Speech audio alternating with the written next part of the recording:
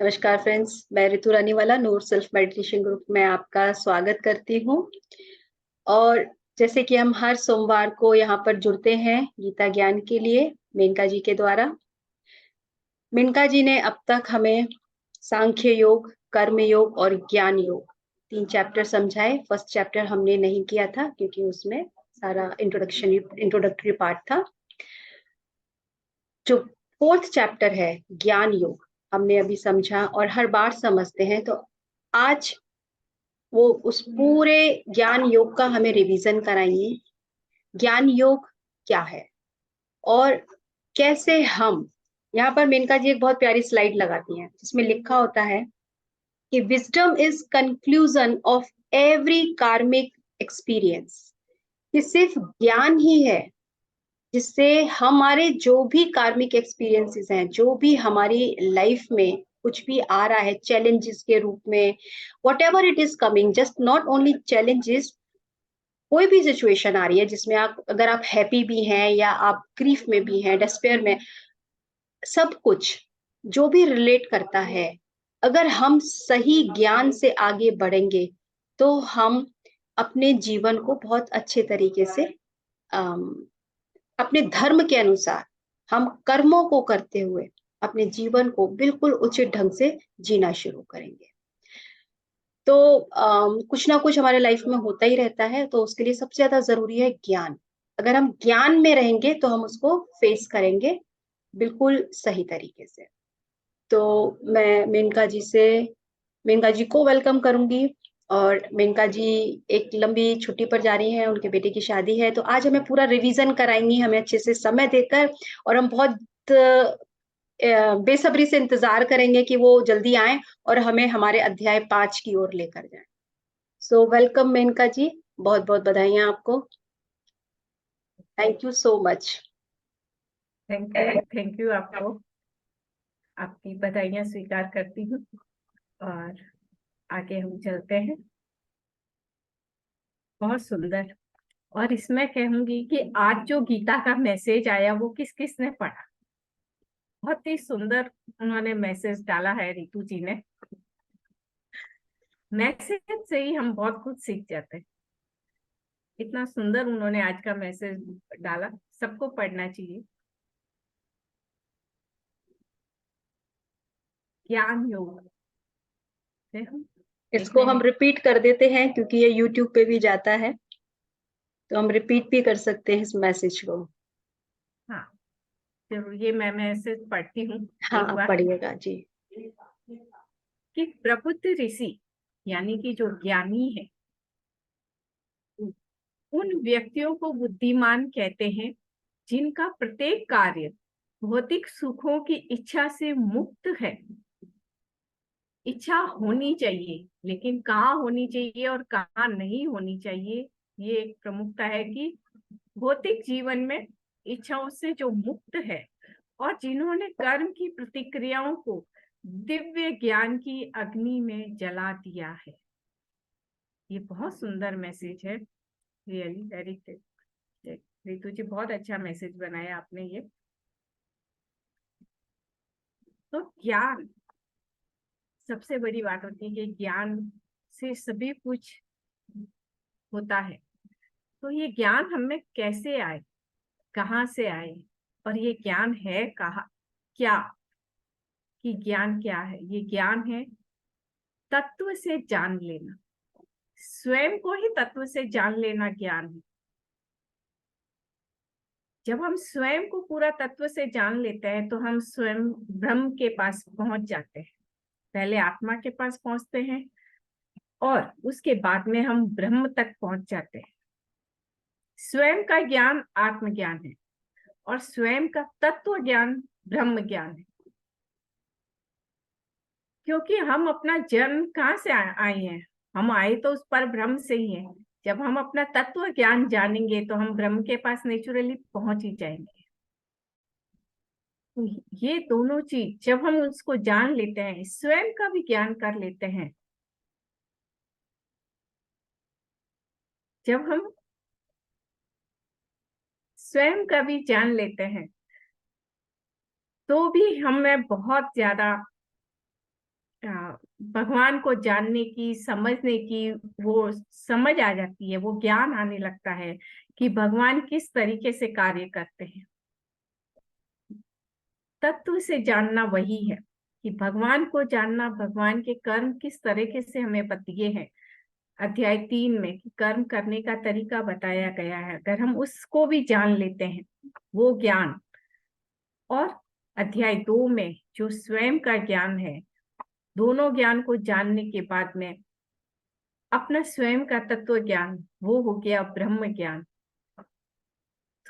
हमें अपना ज्ञान और कर्म ज्ञान, ब्रह्म ज्ञान, और ये ज्ञान कैसे हो हमें, ये ज्ञान होता है हमें अपनी स्वाध्याय से। बिना स्वाध्याय ये ज्ञान कभी भी नहीं होता है। स्वाध्याय करना बेहद जरूरी है। अपने स्वयं के लिए, स्वयं के साथ 10 मिनट बैठना जरूरी है डेली, कि मैंने आज किस तरीके से कार्य किया। इस तरीके से स्वयं का अध्ययन ही ज्ञान है, और उसे जान के समझते हुए हमने कहाँ कहाँ गलती की उसको सुधारते जाना अपने ज्ञान के द्वारा। जो हम यहाँ सीख रहे हैं कि कर्मों का ज्ञान किस तरीके से, कर्म किस तरीके से करना चाहिए और उसमें हमने कहाँ गलती की, अपना स्वाध्याय से ही हमें समझ में आएगा और वहीं हम सुधार सकते हैं। तो स्वाध्याय बेहद जरूरी है, तभी वो ज्ञान हमारे में उभरेगा। और अध्याय 4 जो अभी हम कर रहे हैं वो ज्ञान ही है। और किसका ज्ञान? तत्व से जान लेने का ज्ञान है। पहले तो है कि आत्मज्ञान, फिर है कर्म ज्ञान, और ये अध्याय 4 है तत्व ज्ञान। जो इसका नाम सिर्फ ज्ञान योग दिया है, ज्ञान विभाग योग, एक्चुअल में है ये तत्व का ज्ञान, कि स्वयं को पूरी तरीके से जानना।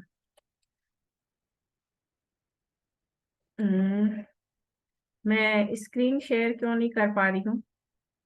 को होस्ट, तो जी को होस्ट बनाइए। हाँ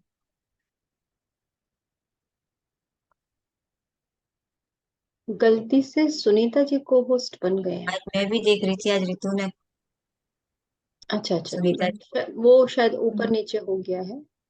हाँ हाँ कोई। तो ये है कि हम स्वयं को जानना, जैसे भगवान इस अध्याय में शुरू से कह रहे हैं कि मैं अपने सभी जन्मों को जानता हूँ लेकिन तुम नहीं जानते हो।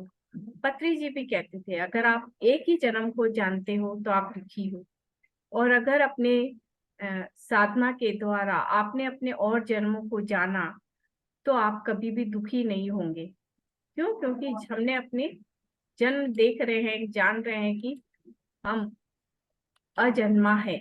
जब इस चीज को हम जान लेते हैं कि हम अजन्मा है, हमारे तो हमारे जीवन से दुख तो समाप्त हो ही जाएगा। कि भगवान यहाँ कहते हैं कि मेरे बहुत सारे जन्म हो चुके हैं लेकिन तुम्हारे भी हो चुके हैं, मैं बहुत जानता हूँ उन सभी जन्मों को, तुम नहीं जानते हो। तो ये भी एक बहुत बड़ा दुख शोक का कारण है। ज्ञान की कमी है हमारे में कि हम अपनी सभी जन्म नहीं जानते हैं। क्या कोशिश की है जन्मों को जानने की, हमारे पिछले जन्म क्या है? कुछ जाने हो अभी तक में कि हमारे क्या क्या जन्म हुए हैं? नहीं, नहीं जाने। नहीं पता। हाँ हाँ। अभी तो एक इसी जन्म जन्म तो को मैंने जान रहे देखा हैं। है, एक जन्म मैंने देखा है अपना। Very nice, very good. उस जन्म में क्या थे, मेल थे फीमेल थे? मेल साधु। Very nice. वही होता है कि हम इस जन्म में किसी को महान बोलते हैं, किसी को दुखी बोलते हैं, लेकिन जब हम बोलते हैं कि हाँ इस जन्म में मैं इंडिया में थी, मैं आउट ऑफ इंडिया में भी बर्थ हुआ है, या मेल में भी हुआ है, फीमेल में भी हुआ है, जब हम देखते हैं तो कहीं पे भी किसी के साथ कोई भी भिन्नता नहीं होती है, सभी लोग एक समान दिखाई देते हैं। तो यहाँ पे भी है। तब जब हम अपने सभी जन्मों को जान लेते हैं तो हमारे जीवन से दुख समाप्त हो जाता है, किसी के साथ कोई भेदभाव नहीं होता है। जैसे अर्जुन से कह रहे थे, इससे पहले हम जो वीडियो देख रहे थे, भगवान ने कहा कि पिछले जन्म में कौन तुम्हारे साथ में क्या था, किसने तुम्हारे साथ में क्या किया, तुमको याद नहीं है। तुम केवल इस जन्म को लेके, सामने जो दिख रहे हैं उन्हें लेके शोक में हो। तो ऐसा नहीं होना चाहिए। जब हम अपने जन्मों को जान लेते हैं तो किसी भी तरह का दुख नहीं होता है, शोक नहीं होता है। और इन जन्मों के जानने के पीछे वो भी है कि हम किसी के साथ किसी तरह का भेदभाव भी नहीं करते हैं। जो एक एस्ट्रल बॉडी का रहता है, हम पूरी तरीके से कल्चर होते जाते हैं। ज्ञान वही है कि हमें अपने आप को कल्चर करना है, किसी के साथ कोई भेदभाव नहीं करना है। सभी अपने हैं और कोई भी अपना नहीं है। सबके साथ में समभाव में रहना। तो इसीलिए अपने आप को जानना बेहद जरूरी है। इसके बाद में हम देखते हैं कि भगवान कहते हैं इस ज्ञान के सिलसिले में आगे कि जो मेरे कर्म और जन्म, दिव्य जो मेरे कर्म है, जो जन्म है, उन सभी को तत्व से जान लेता है तो वो कभी भी मृत्यु के बाद पुनर्जन्म नहीं पाता है। ऐसा क्यों कहा है? जब हम किसी के जन्म, भगवान के जन्म को तत्व से जान ले कि उन्होंने क्या कारण से जन्म लिया और उन्होंने उस जीवन को किस तरीके से अपने कारण को समर्पित करते हुए जीवन जिया और किस तरीके से वो कर्म करते हैं, तो हम भी उसी चीज को ग्रहण करते हैं। हमने अध्याय 3 में देखा था कि हम हमेशा श्रेष्ठता को फॉलो करते हैं। तो यही चीज है, जब हम भगवान के किए हुए कार्य को जानते हैं कि भगवान किस तरीके से कार्य करते हैं, तो हम भी उसी चीज को फॉलो करते हैं।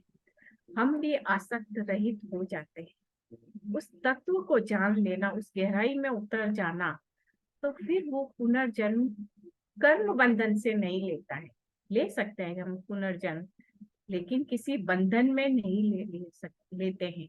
बंधनों से मुक्त होके हम जन्म लेते हैं। इस समय हमने बंधन में रह के जन्म लिया है कि हमारा इस जन्म में पता नहीं हमने क्या क्या बंधन किया है, तो उन बंधनों के लिए हमने जन्म लिए हैं।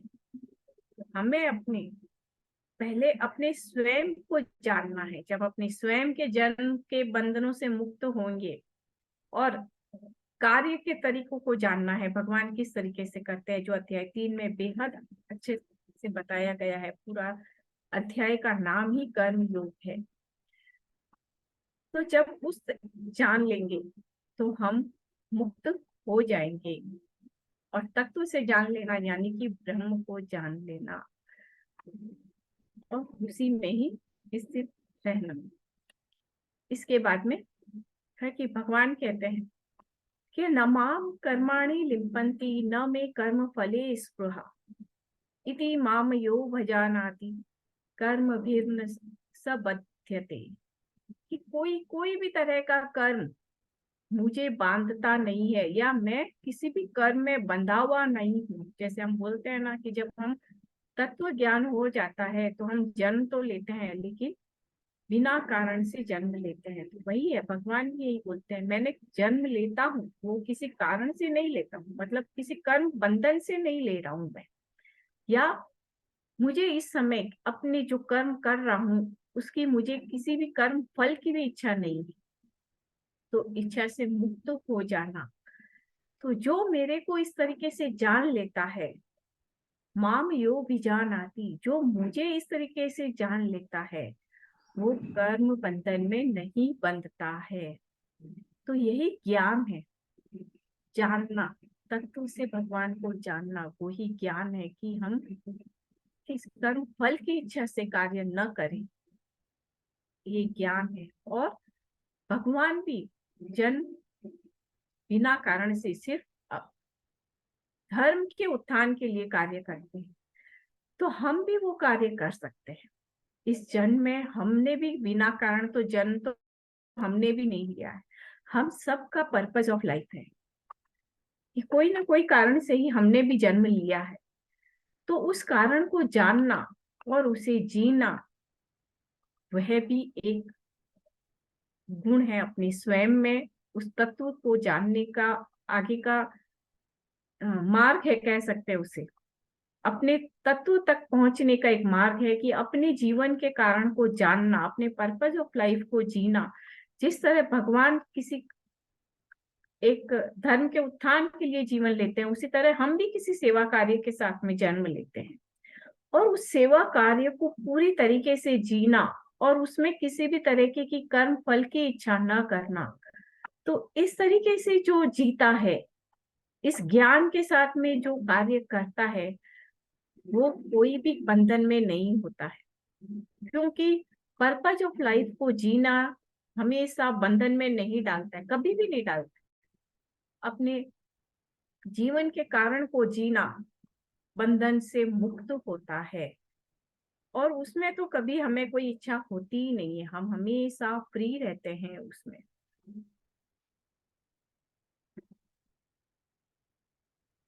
इसके बाद में है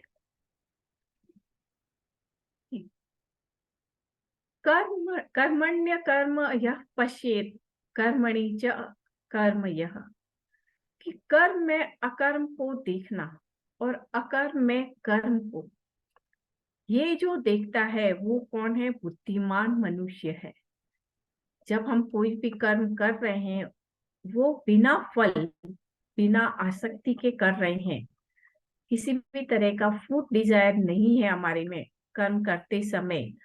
और अकर्म में भी कर्म को देखना, कि कुछ न करते हुए शांत रहना, अपने आप को मन को स्थिर कर लेना। उसमें जब हम कर्म नहीं बनाते हैं, शांत रहते हैं, वही सभी मनुष्यों में बुद्धिमान है और सयुक्त कृष्ण। और वो कार्य करते हुए भी कभी भी बंधन में नहीं होता है।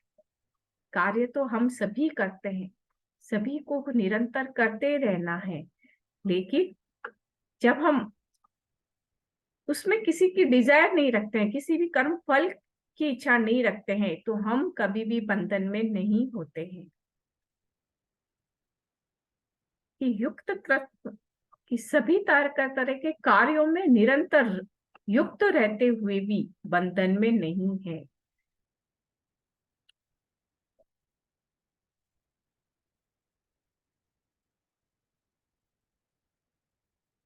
नेक्स्ट श्लोक, कि यह ज्ञान का सबसे बड़ा श्लोक है कि ज्ञान से क्या होता है। यस्य सर्वे समारंभा काम संकल्प वर्जिता ज्ञानाग्नि दग्ध कर्माणि तमाहु पंडिता बुधा, कि जो आरंभ से ही सभी तरीके के कर्म फल को छोड़ देता है, मुक्त हो जाता है कर्म फल से, जिसमें ऐसा ज्ञान आ गया है, तो वो ज्ञान सब कर्माणी, जो हम कर्म में बंधन में युक्त है, वो सभी बंधनों को जलाकर समाप्त कर देता है, ऐसा ज्ञानी लोग कहते हैं। और उन्हें तमाहु पंडितम बुधा, जो विवेक ज्ञानी है, जो विवेक व्यक्ति है, वो उन्हें इस ज्ञान को जो जान लेता है, उन्हें ज्ञानी कहते हैं। सिर्फ इसको जान लेने से ही ज्ञानी बन जाते हैं। कि क्या चीज का ज्ञान? कि हमें कर्म फल में कहीं पे भी रहना ही नहीं, किसी भी तरीके से कि हाँ ये मैंने किया, ऐसा अहंकार में रहना ही नहीं है। जब इस बात का हमें ज्ञान आ जाता है, वही ज्ञानी लोग, जो विवेक, जिनकी बुद्धि जागृत हो चुकी है, वे लोग उन्हें ज्ञानी कहते हैं। कि ज्ञान के द्वारा दग्ध कर्माणी, सभी तरीके के कर्म हमारे समाप्त हो जाते हैं, हम बंधन में नहीं रहते हैं।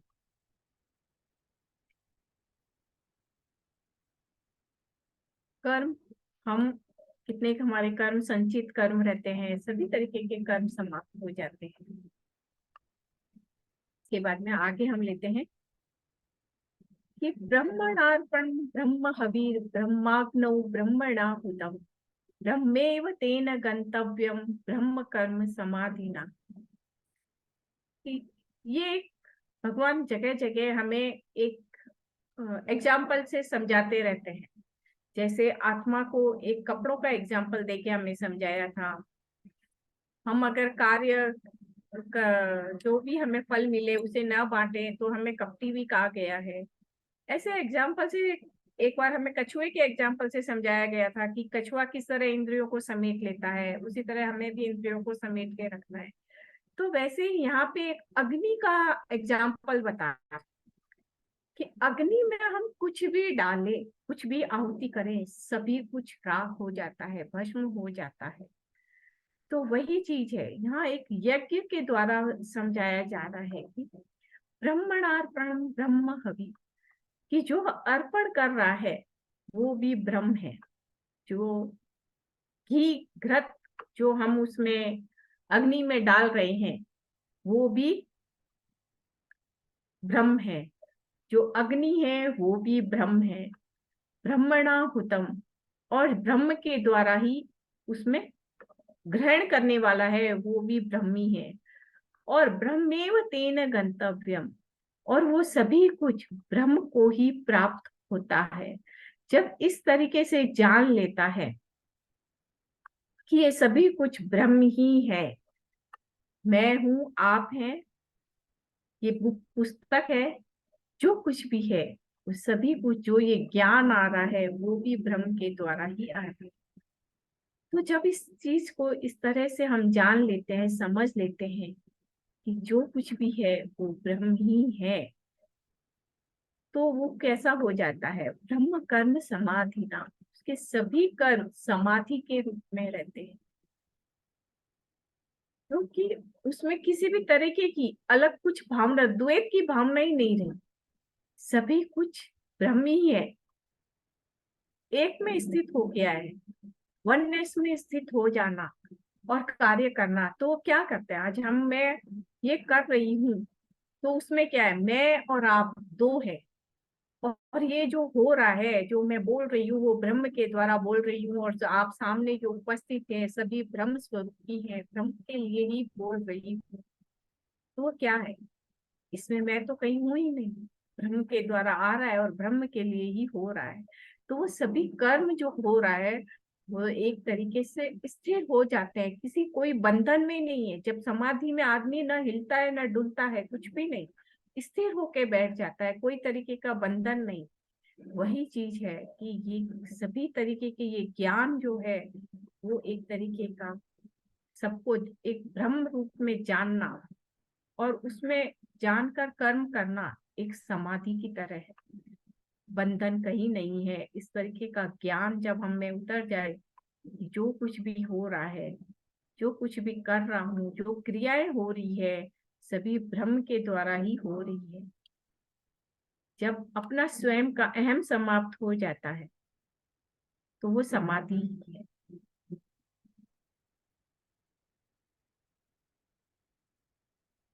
सभी को इस रूप में देखना इतना मुश्किल भी नहीं, हम अगर कोशिश करें तो हम इस चीज को जान सकते हैं कि मैं कौन हूँ, मैं कहाँ से आई हूँ, और आप सब हैं तो आप सब कहाँ से आए। हम बोलते हैं कि कण कण में भगवान है, और अगर हम इसको मान भी लें कि हाँ कण कण में भी भगवान है, पूरे अपने अंतर मन से मान लेते हैं, तो हम स्थिर हो जाते हैं, कहीं कुछ अलग रहता ही नहीं है। फिर है अपाने जुह्वति प्राणम प्राणे पानम तथा परे प्राण पान गति रुद्वा प्राणायाम परायण, कि जो हम प्राण वायु ग्रहण करते हैं और जो अपान छोड़ते हैं, कभी कभी हम लोग बोलते हैं ना कि जब जब गुस्सा आता है तो वहां से हट जाना चाहिए, वहां पे वो वाइब्रेशन इकट्ठी हो जाती है। तो वो कैसे होती है?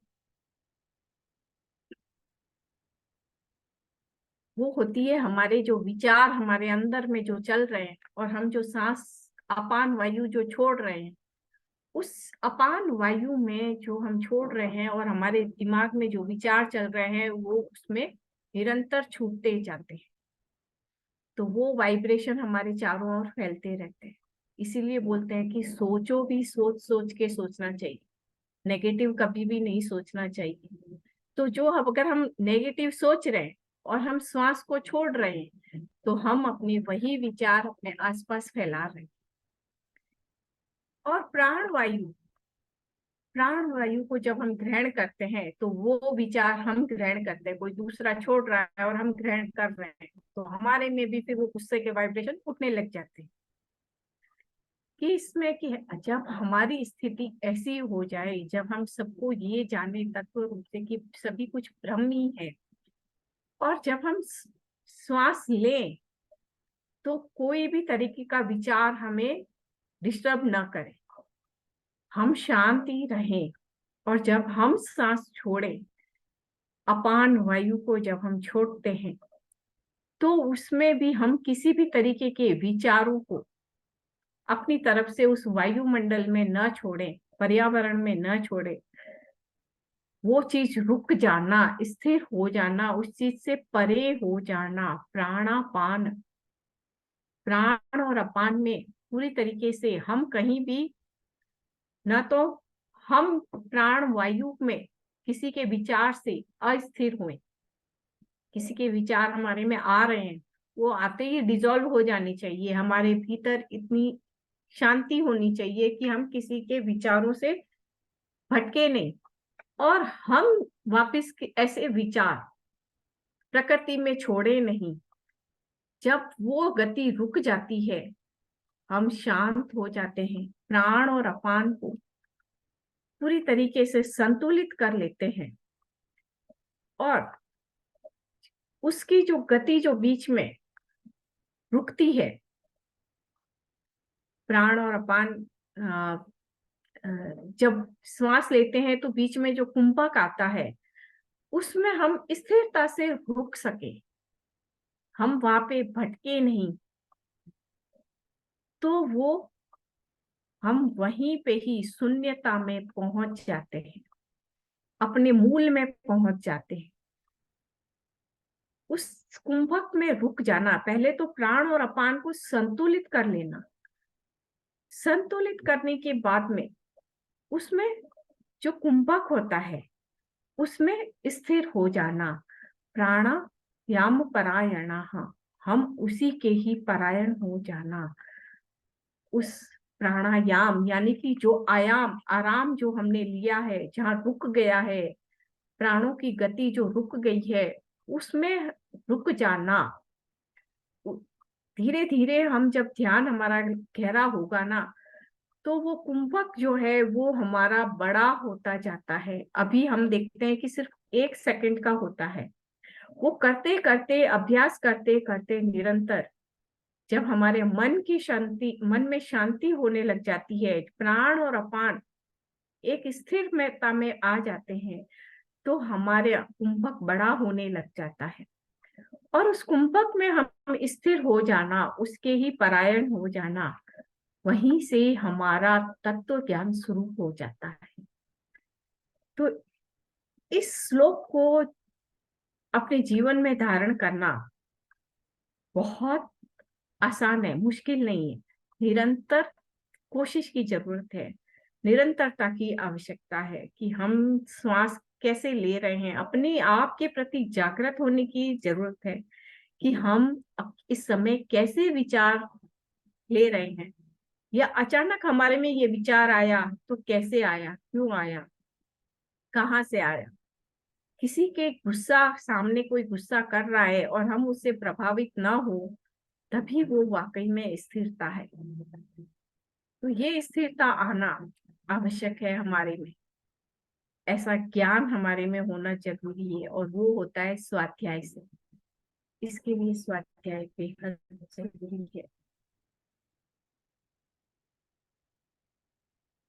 बिना स्वाध्याय के हम जान ही नहीं सकते हैं कि अभी हमारे में क्या विचार चल रहा है या मैं ऐसा क्यों सोच रही हूँ, और ये ज्ञान हम किस तरीके से लेना, इसका भी बताया गया है भगवान ने आगे कि तद्विद्धि प्रणिपातेन परिप्रश्नेन सेवया उपदेक्ष्यन्ति ते ज्ञानम ज्ञानिनः तत्वदर्शिनः।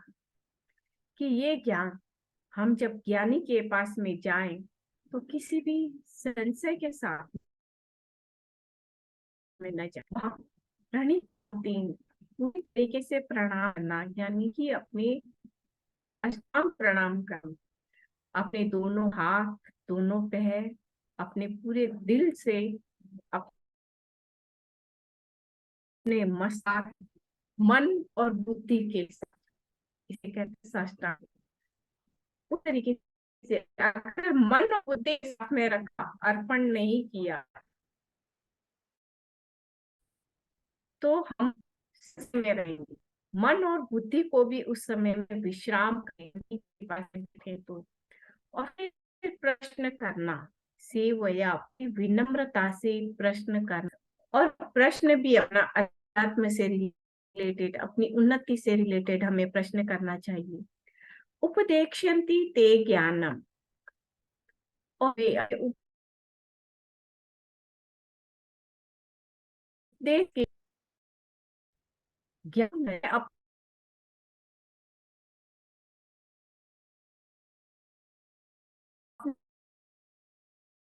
तत्व ज्ञान, और वो मन है, और अगर हम मन और बुद्धि को स्थिर नहीं तो क्या वो ज्ञान आए? हमारे मन बुद्धि में कुछ न कुछ संशय, कुछ विचार वैसे भटकते रहेंगे, चलते रहेंगे। इसके लिए कहा है कि ज्ञान भी कैसे लेना चाहिए, पूरी तरह से शांत रहते हुए अपना सवाल करना चाहिए, और जो ज्ञान देते हैं सत्यता का अनुभव के, जिन्होंने जो उन्होंने अपने अनुभव से जाना है उसका ज्ञान देते हैं, उसके लिए हमें पूरी तरीके से समर्पित भाव में रहना चाहिए, तभी हम वो ज्ञान को ग्रहण कर पाएंगे। क्योंकि बिना तत्व ज्ञान के, तो जो उनके तत्व ज्ञान से हमें बेहद सहयोग, हालांकि ब्रह्म तक मार्ग मिलता है, पहुंच नहीं जाते हैं। अगर संस का तो वो मार्ग भी हम नहीं रहना, पूरी तरीके से समर्पित भाव से वो ज्ञान को ग्रहण करना। और इसके बाद में है श्रद्धावान लभते ज्ञानम तत्परः संयतेन्द्रियः ज्ञानम लब्ध्वा पराम शांति मचिरेणाधिगच्छति। कि जो श्रद्धा से युक्त होता है, जैसे हमने उस श्लोक में देखा अभी कि संशय नहीं रहना, श्रद्धा से रहना, तो जब श्रद्धा से स्थिर रहते हैं तभी उस ज्ञान को ग्रहण कर पाते हैं, और अपनी इंद्रियों को स्थिर रखते हुए ही उस ज्ञान को हम ग्रहण कर सकते हैं।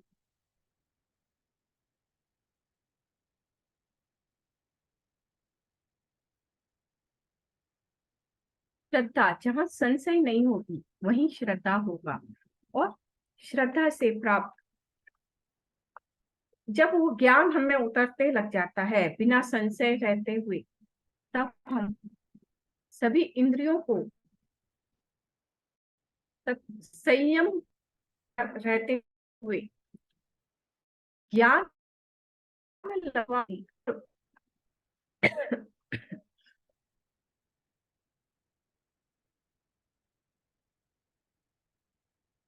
और उस ज्ञान के द्वारा हम परम शांति को, यानी कि स्थिरता को प्राप्त करते हैं। क्यों? ज्ञान वही है जो हमारे को शांत कर दे, मन को शांत करे। तो जब ज्ञानी हमें ज्ञान देते हैं, तत्व का ज्ञान देते हैं, उसे हम पूरी श्रद्धा से उस ज्ञान को ग्रहण करते हैं, और जब हमारी इंद्रियां स्थिर रहेगी पूरी तरीके से, तभी हम उस ज्ञान को ग्रहण कर सकते हैं और उस ज्ञान के द्वारा हम परम शांति को प्राप्त करते हैं।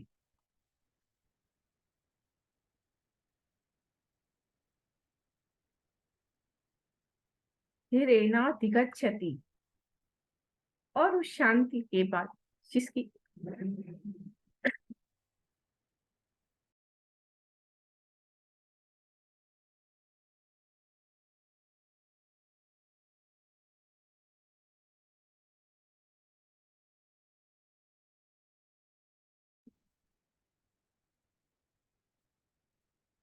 श्रद्धावान लभते ज्ञानम, श्रद्धा युक्त होता है वही ज्ञान को प्राप्त कर सकता है। और जिसने अपनी इंद्रियों को भी स्थिर कर लिया है, बिना इंद्रियों को स्थिर किए हम ज्ञान को कभी भी प्राप्त नहीं कर सकते। अध्याय 3 में भी हमने देखा है कि कर्म करने में भी हमें इंद्रियों को स्थिर करना रहता है।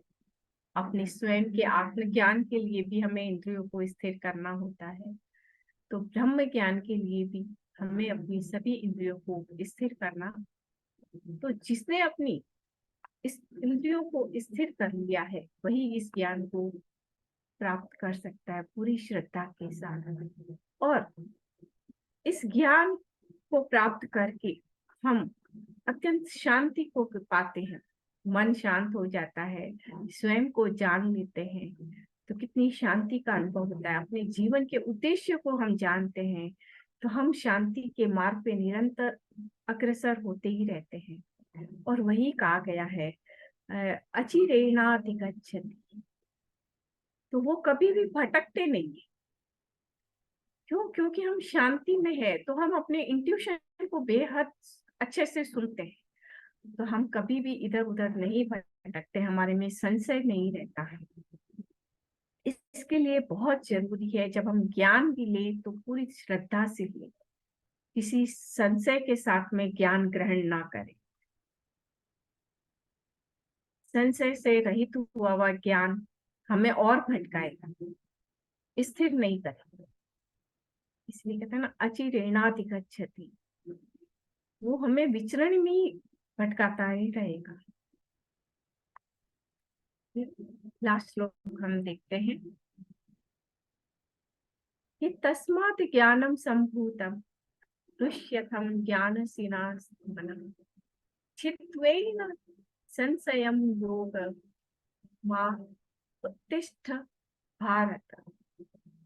कि भगवान कहते हैं अर्जुन से कि इसलिए तुम इस ज्ञान से के द्वारा जो हृदय में जितना भी संशय है वो इस ज्ञान को प्राप्त करके ज्ञान की तलवार से ही उस संशय को छिन्न भिन्न कर दो।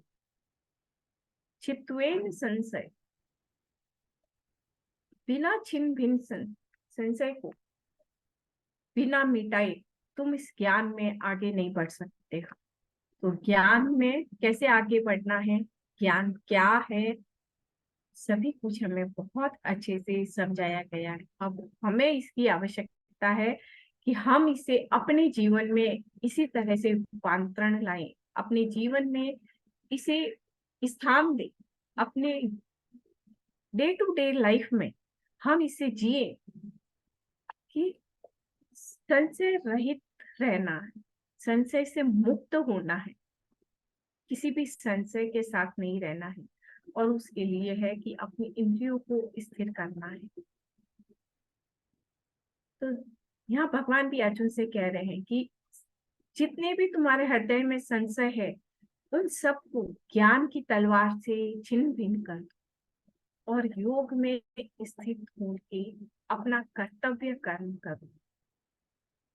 कर्तव्य कर्म की भी यहाँ पे बात कही गई कि हमें कर्म छोड़ना तो कहीं नहीं, संन्यास की बात भगवत गीता में कहीं है ही नहीं कि संन्यास लेना तो है ही। कि भगवान कह रहे हैं अर्जुन से तुम योगी बनो, संन्यास कहाँ लेना है। संन्यास की बात कही गई है, यहाँ मैं थोड़ा बता देती हूँ। कर्म फल की संन्यास है। हमारा अगला चैप्टर जो आएगा, फिफ्थ चैप्टर, उसका नाम संन्यास योग ही है। तो वो हम उसमें और आगे डिटेल से देखेंगे संन्यास योग में कि संन्यास के लिए क्या कहा है भगवान ने। लेकिन आसक्ति से रहित होना और निरंतर कर्म करते रहना, यही है हमारा सफलता का मार्ग, इस जीवन में सफलता का मार्ग, स्वयं को पाने का मार्ग, ब्रह्म तक पहुंचने का मार्ग। और हम वही कर रहे हैं, वही हमें निरंतर करना भी है, अपने आप को जानना। ज्ञान अध्याय 2 में ज्यादा है और अध्याय 3 में है। 2 और 3 को निरंतर अपने जीवन में रूपांतरण करते जाएं तो हम अध्याय 4 अब स्वतः ही रूपांतरण में आ जाए। Thank you friends. अगर अध्याय 4 के रिलेटेड आपके कुछ भी सवाल है या कोई श्लोक है जो मैंने छोड़ दिया और आपको समझना है तो आप ले सकते हैं। मैंने कुछ ही श्लोक लिए हैं, आपको अगर कुछ जानना है तो आप ले सकते हैं। थैंक यू मेनका जी, बहुत अच्छे से आज आपने समराइज करके हमें अध्याय 4 का रिवीजन कराया। सो फ्रेंड्स, आज हमारा अध्याय 3 अध्याय हम लोग कंप्लीट कर चुके हैं। अगर आप लोग पढ़ते हैं या आपका कोई प्रश्न हो या आज से रिलेटेड कोई प्रश्न हो या आप लोग खुद भी कोई श्लोक यहाँ पर जो है बात करना चाहें उसके बारे में और गहराई से हम उसको डिस्कस कर सकते हैं, तो आप लोग हैंड रेज कीजिएगा।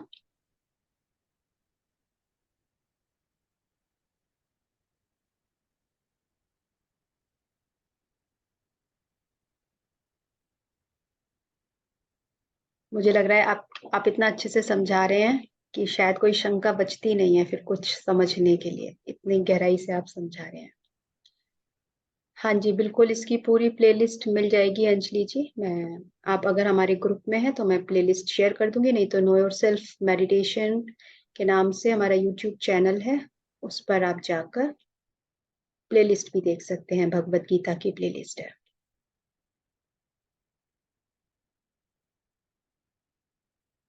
तो Ma'am, please repeat the name of the YouTube channel. Know your self meditation group के नाम से है। आप अगर ग्रुप में है तो मैं ग्रुप में लिंक शेयर कर दूंगी। मैम, आई एम इन शंभाला परिवार। आप शंभाला में हैं तो मैं मेनका जी को शेयर कर दूंगी, क्योंकि उस ग्रुप में तो हम शेयर नहीं करते हैं कंप्लीट प्लेलिस्ट। आपको मैं सोनिया जी अपने ग्रुप में ऐड कर लूं क्या, तो मैं वहां शेयर कर दूं, या मैं पर्सनली, आप मुझे नंबर दे दीजिए, मैं पर्सनली शेयर कर, आप मुझे चैट बॉक्स में अपना नंबर दे दीजिए, अगर आप ऐड होना चाहते हैं तो मैं आपको ऐड करूँ। Yes, ma'am. Okay, thank you. Thank you. ठीक। सो आज से रिलेटेड तो किसी का कोई भी हाँ सवाल है तो आप ही जरूर करें। समझा दीजिए, अगर कुछ और भी हमें समझाना चाहें। आपने देखिए अनुपम जी ने, थैंक यू अनुपम जी। अच्छा लगता है अगर कोई शेयर भी करता है और डिस्कस भी करता है, तो हमें भी सीखने को मिलता है कुछ और। नमस्ते अनुपमा जी। नमस्ते। आज आवाज निकल रही है थोड़ी। हाँ नहीं तो कल तक तो आवाज ही नहीं निकल रही। इतना अच्छा समझाते हो आप, तो मुझे लगा नहीं नहीं मुझे तो जाना। मेरा एक क्वेश्चन है, पता नहीं मतलब वो किस तरह से है, लेकिन जो आपने श्लोक अभी बताया उसमें है कि हमारे जो विचार है, हमारे विचार से भी जो हम श्वास बाहर लेते हैं, है ना, उससे असर पड़ता है हमारे एनवायरनमेंट पर। लेकिन बहुत सारे ऐसे सिचुएशंस होती है कि हम नेगेटिव हो जाते हैं, है ना, बहुत बार ऐसे होता है। फिर हमें पता भी होता है कि अच्छा ये तो खैर मैंने आज आपसे सीखा कि हमारे विचार फैलते हैं हमारे श्वास से। लेकिन वैसे भी अगर देखा जाए तो हमें लगता है अच्छा हमें नेगेटिव क्यों सोचना है, क्यों करना है, पर वो कंट्रोल में नहीं होता। बहुत बहुत बहुत मुश्किल हो जाता है, कभी कभी ऐसी सिचुएशंस होती हैं। नहीं, वही होता है स्वाध्याय, इसीलिए जरूरी कहते हैं कि जैसे जैसे आप अपना स्वाध्याय करते जाओगे वो मुश्किल नहीं होगा। जब तक स्वाध्याय नहीं करोगे मुश्किल लगेगा। पत्री जी ने स्वाध्याय इसीलिए जरूरी कहा है कि स्वाध्याय हम बुक भी पढ़ते हैं, स्वाध्याय एक होता है हम स्वयं का अध्ययन करना कि मैंने आज अपना जीवन कैसे जिया, आज का दिन मैंने कैसे बिताया, मैं कितना पॉजिटिव रही और कितनी नेगेटिव रही, कितनी खुश रही, कितनी दुख रही, मैंने कितना ज्यादा बोला। तो अगर जब हम इस बात का स्वाध्याय करने लगेंगे ना, तो ये नेगेटिव विचार हमारे छूटते जाएंगे, गुस्सा हमारा छूटता जाएगा, सभी कुछ छूटते जाएंगे। मैं कोशिश कर रही इसीलिए हूँ। प्रकृति का ध्यान ज्यादा बोलते हैं। प्रकृति में ध्यान क्यों बोलते हैं कि प्रकृति में ध्यान करने वहां का हम एकदम नेचुरल एनवायरनमेंट में हाँ हम रहते हैं, इतनी फ्रेश एयर में हम करते हैं, तो हमारे विचार जो होते हैं वो नेचुरली डिसॉल्व होते जाते हैं। नेगेटिव विचार है, कोई भाव है, वो सभी डिसॉल्व नेचुरली होते जाते हैं प्रकृति ध्यान से। वो है। ये सब कुछ बोल रहे थे। कई सारी सिचुएशन, जैसे अब हम लोग गृहस्थ में है, तो उसमें ना कुछ सिचुएशन बहुत जैसे, या तो वो टेस्टिंग पीरियड होता है, जैसे मेरा है अभी चल रहा है, बहुत बहुत बहुत भयानक वाला। तो मैं नहीं चाह करके भी कहीं कहीं नेगेटिव हो जाती हूँ, या negative in sense negative thought, क्योंकि इतना पेनफुल होता है उस समय कि कुछ नहीं हो रहा होता है, वैसा लगता है हेल्पलेस सिचुएशन है। अगला बंदा इतना ज्यादा क्यों नहीं समझ पा रहा है कि हम उस पेन में, तो कई बार नेगेटिव थॉट्स उसके लिए भी आते हैं। और मैं 3 दिन से अपने पे वो ये वर्क कर रही हूँ कि नहीं करना है, नहीं करना है। और हर जगह से ना मैं कोशिश कर रही हूँ कि अच्छा ये चीज, जैसे मैंने ही मांगी है, मैंने ही मांगा था कि मुझे ये सिचुएशन से कुछ सीखना है, इसलिए आई है। तो वो सब भी मैं अपने को समझाने की कोशिश कर रही हूँ। हार्ड कोरेंस करना चाहिए। हाँ जो वो सामने बंदा जो ऐसे आपको लग रहा है कि आपकी बात नहीं समझ रहा है, वहां पहले तो खुद पे ही स्वाध्याय करो कि वो मेरी बात क्यों नहीं समझ रहा है। पहले खुद पे ही स्वाध्याय करना चाहिए। कोई हाँ आदमी नहीं बात समझता है तो उसके बाद में जिस पर्सन के साथ में थोड़ा अनबन हो रहा है, नई ट्यूनिंग बैठ रही है, तो वहां पे हार्ड कोरेंस करना चाहिए। बहुत इफेक्टिव है। Thank you so much Menka, thank you Ritu ji, thank you very much. Thank thank you. You Anupam ji. Meenu ji ने भी हैंड रेस किया है। जी yes. Thank you Menka ji. और मैं भी यही कहने वाली थी कि हार्ड कोरेंस वाली बात आपने कह दी। और इसमें यहाँ पर आप इसी 4 अध्याय का 14वां श्लोक बताएंगे तो थोड़ा सा आ, इनके लिए भी बेनिफिशियल होगा, मुझे ऐसा याद आया। तो हमें भी थोड़ा उसका अर्थ समझ में आएगा, और रोज ही हम कुछ ना कुछ अपने नेगेटिव वाइब्रेशन से जुड़ते रहते हैं, तो फिर से हम अपने आप को पॉजिटिव में ले आएंगे। कि 14 आप बोल रहे हो श्लोक ना? यस, इसी हाँ, अध्याय तो का थोड़ा उसमें सा। हाँ पर 14 में तो है कि भगवान बोलते हैं कि मुझे कोई तरीके के कर्म नहीं बांधते हैं, मैं किसी भी कर्म में बंधा हुआ नहीं हूँ, और ना ही मुझे किसी कर्म की फल की इच्छा है। कर्म तो भगवान भी जन्म दिए हैं, कर ही रहे हैं कंटिन्यू, युद्ध भूमि में भी हैं, लेकिन कहीं पे भी बंधे हुए नहीं है, कुछ भी फल की इच्छा नहीं है। बस जैसा उन्हें एक डिवाइन फ्लो में चल रहे हैं। जब हम अपने पर्पज ऑफ लाइफ को जीते हैं तो हम एक फ्लो में ही चलते रहते हैं, हमें कुछ करना ही नहीं होता है, ना कुछ थकान होती है, कुछ भी नहीं, बस वो निरंतरता, वो एक फ्लो में चलते रहते हैं। तो उसी फ्लो में ही भगवान जो कृष्ण के रूप में जन्म है, तो वो भी उसी फ्लो में ही अपना कार्य कर रहे हैं, तो ना तो उसमें वो बंधे तो हुए नहीं है। यहाँ पे ये भी मैसेज मिल रहा है कि कई हाँ बार जो सिचुएशन आई है हमें उससे अगेंस्ट नहीं होना है। उस सिचुएशन जो आ रही है वो शायद डिवाइन विल की है, तो हमें भी कई बार ना अगर उस फ्लो में हम आ जाते हैं तो थोड़े कूल हो जाते हैं। तो एक्सेप्टेंस में आए और हार्ड कोरेंस करें, फिर देखिए उसका इफेक्ट कितना चेंज होता है। बिल्कुल।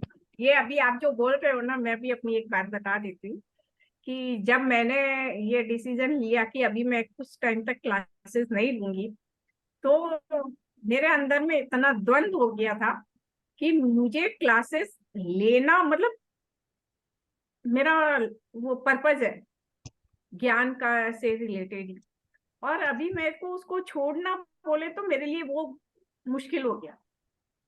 मेरे को शादी का काम बोलो छोड़ दो, मैं रेडी हूँ। मुझे बोले कि तुम क्लासेस कंटिन्यू लो, मैं रेडी हूँ।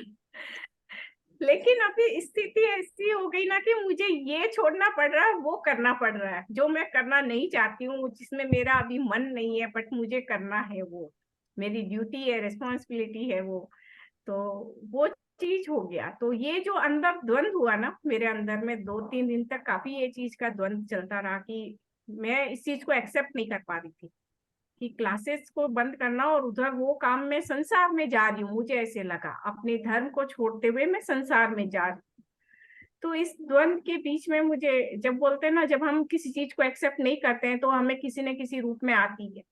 तो मुझे उस दिन इतना जबरदस्त कोल्ड एंड कफ अचानक से, और उसके बाद में इवनिंग तक देखेंगे तो वो थॉट इन्फेक्शन कि मुंह से एक शब्द भी नहीं निकले मेरे, ऐसी सिचुएशन हो गई थी। तो मैंने कहा हाँ ठीक है, सिचुएशन को एक्सेप्ट करना मैंने कहा जरूरी होता है। वो किया, और उसके बाद में क्या हुआ, मिडनाइट में मेरे सभी दांतों में एक साथ दर्द। कभी किसी के होता है एक दांत में दर्द होता है ना, मेरे सभी दांतों में ऊपर नीचे पूरे जॉ में इतना दर्द कि मेरे ऐसे लग रहा है कि हर दांत उखड़ के बाहर आ जाएगा। और उस दर्द के कारण मेरा सिर में इतना दर्द कि आज तो फट जाएगा सिर, इतना दर्द हुआ। वो एक्सेप्ट नहीं किया कर पा रही थी। हम जो सिचुएशन होती है उसे हम, थोड़ा टाइम लगता है कभी कभी हमें। तो ऐसा मैंने फेस किया। फिर रात को मिडनाइट को नींद तो इतने पेन में, मैंने कहा बैठ जा ध्यान कर, बैठ के। और मैंने ध्यान किया और वो ध्यान से पूरा पेन मेरा रिजॉल्व हुआ, खत्म हुआ। और मैं जब ध्यान कर रही हूँ तो मेरे को गीता के श्लोक सुनाई दे रहे हैं। मैं बोली ठीक है, वो सारा कुछ मुझे, मेरे ही शब्द गीता के लिए जो मैं पढ़ रही वो थी, अब बोल आपके रही लिए थी, थे, वो अब आपके लिए थे। हाँ वो सब वो मेरे लिए थे। वो मैं सब कुछ सुन रही थी, समझ रही थी। मैं बोली हाँ ठीक है, एक्सेप्टेंस लाइफ में कितना जरूरी होता है कि हम सिचुएशन को कभी कभी एक्सेप्ट नहीं कर पाते हैं, तो उस वजह से भी इतना सब कुछ होता है। मैंने भी अभी अभी ये चैप्टर अब सीखा नया। अभी भी मेरा भी थोड़ा है, बट नाउ फील बेटर कि मैं बोल पा रही हूँ इतना। बहुत अच्छा एक्सपीरियंस है आपका मेनका जी। दांत का दर्द रिप्रेजेंट करता है कि यू नीड सम चेंज। तो देखिए आपके दांत के दर्द के द्वारा आपको बताया कि आप इससे भी आप अटैच हो गए, और बिल्कुल, शायद हमें इससे भी अटैच नहीं होना है। एकदम भी नहीं। कहीं पे भी अटैच तो होना ही नहीं है। हम बहुत जल्दी कहीं से अटैच हो जाते हैं। कोई सिचुएशन, जैसे अब मैं क्लास ले रही हूँ, शायद मैं इसी से ही अटैच होती कि मेरे को ऐसे लग रहा था इतना ज्ञान, मेरा धर्म मेरे से छूट रहा है और मैं संसार में जा रही हूँ। तो है जरूरत, अगर कुछ समय के लिए संसार में जाने की जरूरत है तो जाना चाहिए, लेकिन मूल में क्या है, मेरा धर्म क्या है, उसे हमेशा याद रखते हुए मैं वो काम भी करूंगी तो क्या दिक्कत है। जैसे अभी हमने जो वीडियो में सुना था कि हम संसार में रहते हुए, सभी कार्य करते हुए भी हम उसमें लिप्त नहीं रहे, बंधे नहीं। तो वैसे भी मैं कर सकती थी उसको एक्सेप्ट करके भी, बट मेरे अंदर में इतना द्वंद हो गया कि मैं इसको छोड़ना नहीं चाह रही थी और उसको करना नहीं चाह रही थी। तो ये द्वंद ने मुझे एक लेसन सिखाया कि तुम्हें करना है, सब कुछ करना है, सबको एक्सेप्ट करते हुए करना है। बहुत बढ़िया। तो यहाँ पर मैं एक अपना भी एक्सपीरियंस शेयर करती हूँ, क्योंकि अनुपम जी का जो एक्सपीरियंस था वो मेरा भी रहा। तो मुझे भी, जैसे अनुपम जी कहते हैं, कभी कभी हमें कंफ्यूजन, कॉन्फ्लिक्ट्स आ जाते हैं। हम समझ नहीं पा रहे हैं कि हम सब एफर्ट कर रहे हैं फिर भी चीजें ठीक नहीं हो रही हैं, जो कुछ भी उस समय चलता है। तो यहाँ पर मुझे भी एग्जैक्ट सेम वो श्लोक तो मुझे याद नहीं है। मैंने सर की क्लास, सर जब हमारे ग्रुप में आए थे तब भी मैंने शेयर किया था वहां पे कि जब उस समय मैं उस सिचुएशन, उस टाइम में थी, तो बिल्कुल ऐसा ही फेस था अनुपम जी। बिल्कुल। तो वहां पर मुझे मैसेज आया कि जो भी विचार है वो आपका विचार नहीं है, यानी हमें हर थॉट से सेपरेट होना है। ये मुझे बिल्कुल जैसे आंख खुलती है और मेरे को एक श्लोक दिख गया संस्कृत का। तो श्लोक तो मुझे याद नहीं रहा, लेकिन उसका मीनिंग भी था साथ में, वो मुझे याद रहा। तो उसमें उसका अर्थ यह है कि उस थॉट को इवन वो हमारा भी जो थॉट है ना, हम उससे अटैच यानी क्लिंग हो जाते हैं और उसे ही, जबकि we are not that, we are the just observer. मैं हमेशा इस चीज को समझ पाई उस श्लोक से कि हर थॉट को, चाहे वो आउटर हो चाहे वो मेरा इनर हो, मैं उसको, उससे ना जुड़ूं, उसे एक फीलिंग की तरह समझूं कि आ रहा है, और उसको सिर्फ देखूं और महसूस करूं और उसको जाने दूं। तो जब मेरे साथ ये सिचुएशन चल रही थी, अप्स एंड डाउन्स, क्योंकि ये होता है, शायद हम इस जर्नी में होते हैं तो, और सरफेस पे बहुत आता है ये बबल की तरह, और फिर एकदम से ब्लास्ट होके निकल जाता है। तो मे बी वो फेज जो भी होते हैं हमारे, बट हमें किसी भी उससे, जो भी फेज है, चाहे वो थॉट प्रोसेस से हो, चाहे वो किसी भी, जिससे आप डाउन फील कर रहे हैं, तो जो मेनका जी ने कहा, आप ग्राउंडिंग कीजिए, आप नेचर में जाइए। सबसे ज्यादा अच्छा है कि आप जितना ज्यादा आप अपने 5 एलिमेंट्स के साथ कनेक्ट हो सकते हैं, बेस्ट थेरेपी।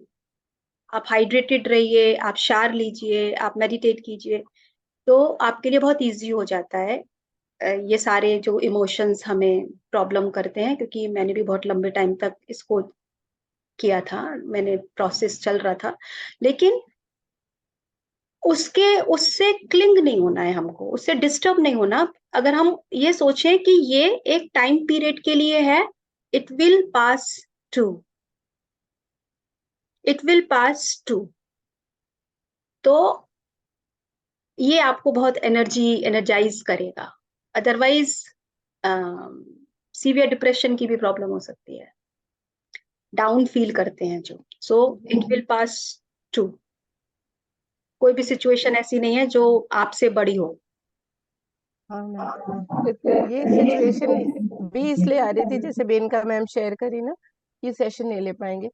मेरी अभी पास्ट कुछ महीने से ऐसी सिचुएशन हो गई कि काम आगे बढ़ नहीं रहा है घर में, मतलब ऐसा, हमने सारे पैसे दे दिए लेकिन दूसरा सप्लाई नहीं कर रहा है, आदमी नहीं भेज रहा। तो मेरा ना अंदर से इतना फ्रस्ट्रेशन लेवल बढ़ गया शायद, कि मैं सेशन दिन के वाले नहीं ले पा रही हूँ, आवाजें इतनी ज्यादा हो रही हैं।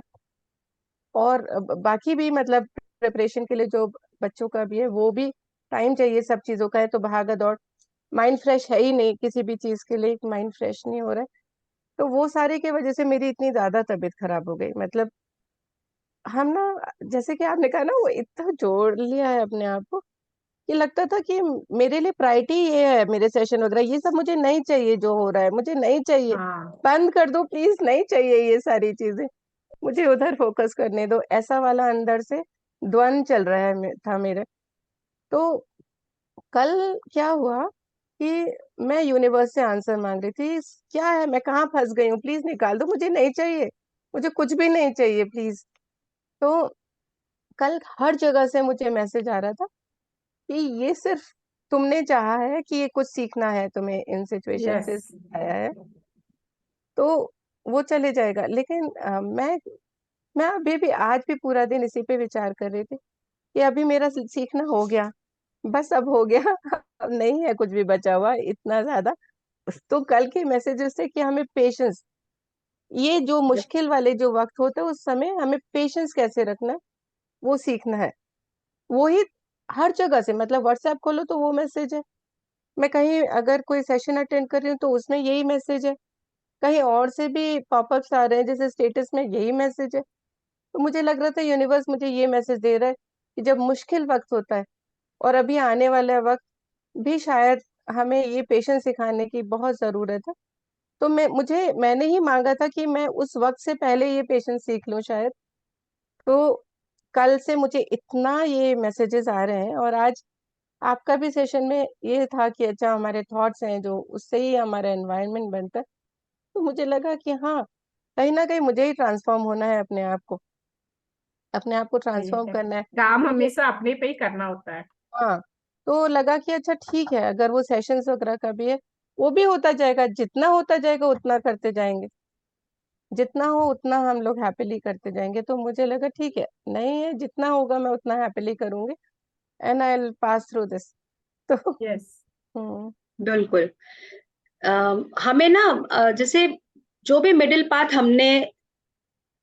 पाथ में हमको रहना है अनुपम जी, ये मैं अपने एक्सपीरियंस से कह रही हूँ जैसे आपने कहा कि हम कई बार ना बहुत ज्यादा कि मैं ये भी कर लूं, हम एक रेस में आ जाते हैं सम टाइम। इतनी सारी इंफॉर्मेशन, इतनी सारी चीजें आ रही हैं, इतनी सारी, तो हम रिलैक्सेशन भूल जाते हैं, जबकि वो भी जरूरत है। बहुत सारे। राइट, हम लोग वो भी भूल जाते हैं कई बार। तो डिवाइन आपको कहता है रिलैक्स हो जाओ, काम डाउन, अपना टाइम लो। जो हम लोग कहते हैं ना, मैं ये भी कर लूं, मैं नहीं है यहाँ कहीं भी, मैं तो है ही नहीं। वो आपको दे रहा है डिवाइन Yes. के अकॉर्डिंग काम करने के लिए, और हम कहते हैं मैं ये भी कर लूं, मैं ये भी कर लूं, मैं इतना सीख लूं, मैं वो पा जाऊं। यू हाँ आर नथिंग। बिल्कुल We are सही। nothing. यस। तो जिस दिन यही हम है। नथिंग को समझ जाएंगे, उस हाँ दिन आप उस रिलैक्सेशन में होंगे, आप उस काम फीलिंग में होंगे, क्योंकि डिवाइन आपको इन सिचुएशन से कहती है रिलैक्स, बिल्कुल सही है एकदम से। Relax, take your time. हाँ देखिए टाइम। और एक और चीज जो मैंने सीखी, वो नेचुरली आई। शायद ये सारे स्वाध्याय जो हम लोग करते हैं उसकी वैल्यू हम नहीं समझते, पर इन सारी सिचुएशन में कई बार वो आती हैं। तो क्या हुआ कि जैसे हमने अभी बहुत सारा पैसा दे दिया और ओवर दे दिया था अपने जो कॉन्ट्रैक्टर है हमारा, इंटीरियर वाला, और वो डिलीवर नहीं कर रहा है, ना ही आदमी ना ही सामान। हार्ड कॉरेंस करें उनके साथ। तो ठीक है, तो आपसे मैं आज कांटेक्ट करती हूँ। फिर उसके बाद क्या हुआ कि मैं अपने आप से मतलब कि मैं तो कुछ लेके ही नहीं आई थी इस धरती पे। जब मैं आई थी तो खाली हाथ आई थी और जाऊंगी भी खाली हाथ। तो जो कुछ भी है वो परमात्मा का है, परमात्मा जाने उससे लेना है नहीं लेना है, करना है नहीं करना है। मुझे रिलैक्स कर दो बस, अभी मैं रिलैक्स होने वाली हूँ। नहीं, शायद हो सकता है उस पर्सन के साथ में कुछ कर्मा हो आपके। आप सॉरी भी बोल सकते हैं बैठ के उनसे, लव यू हार्ट कॉरेंस भी कर सकते हैं। तो कुछ होता है हमें बहुत ज्यादा तो धैर्यता ही सीखनी होती है।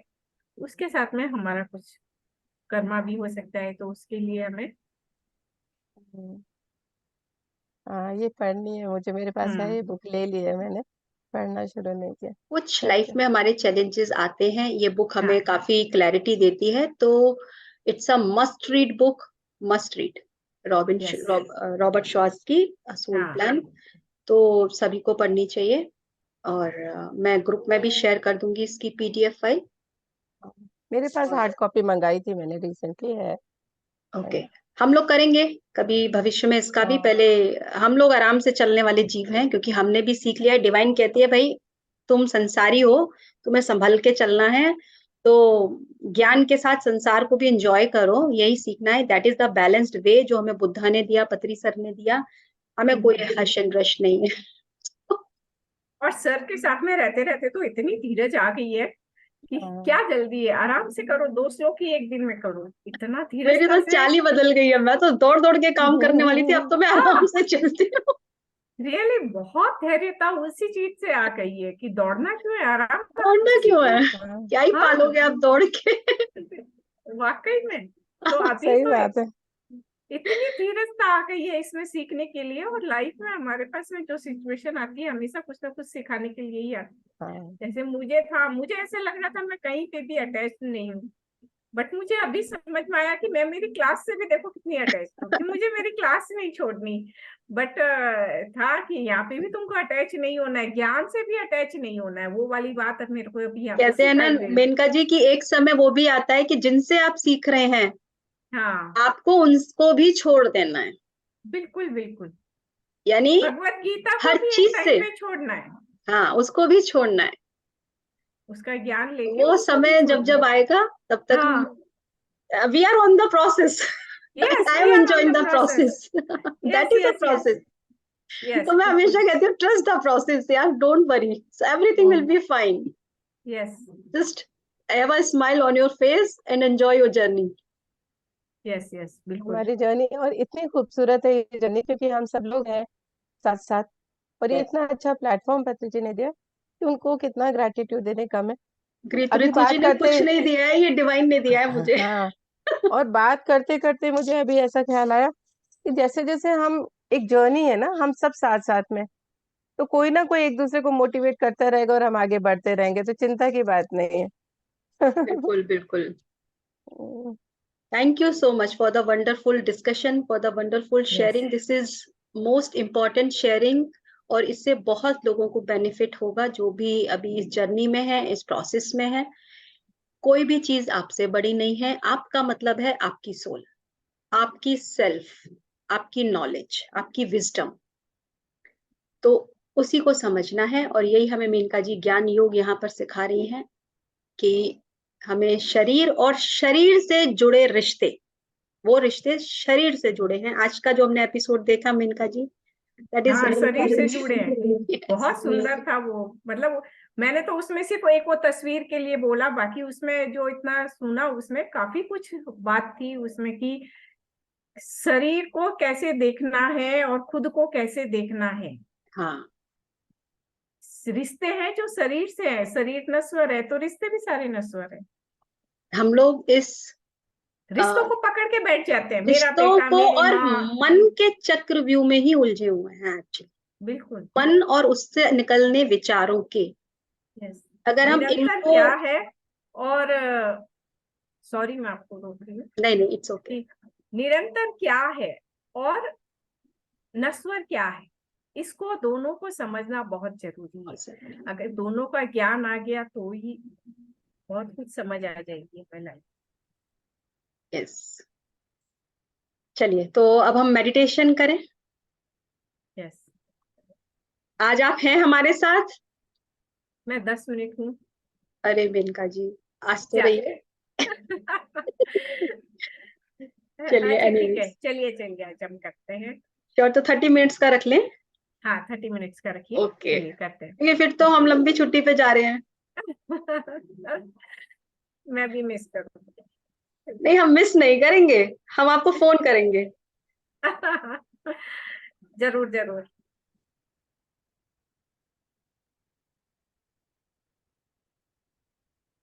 चलिए, अभी तो नवरात्रा चल रहा है, आज दूसरा दिन है तो हम, वॉल्यूम ठीक है?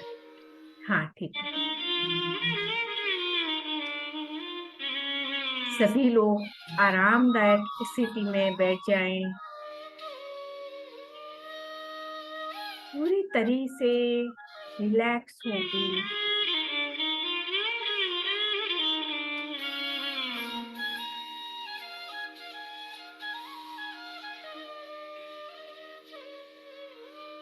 अपने पाँव को रिलैक्स करेंगे,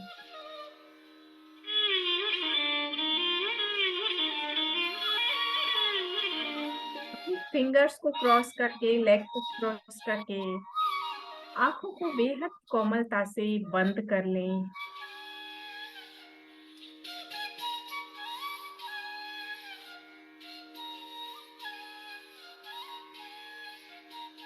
रिलैक्स करें, पूरे शरीर को रिलैक्स करें। अपने पाँव को रिलैक्स,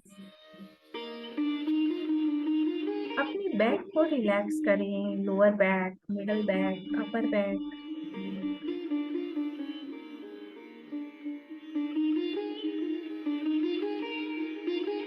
अपने दोनों हाथों को रिलैक्स करें,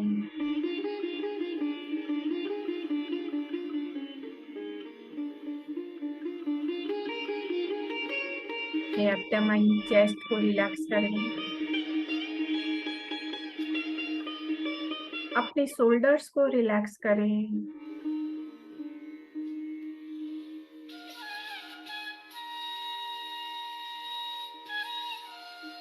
गले और गर्दन को रिलैक्स करें,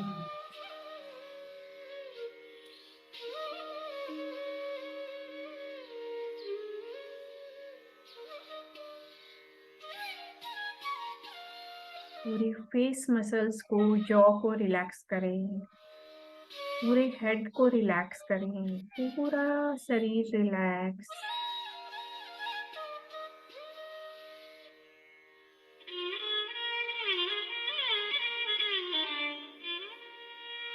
अपना ध्यान अपनी सांसों पर,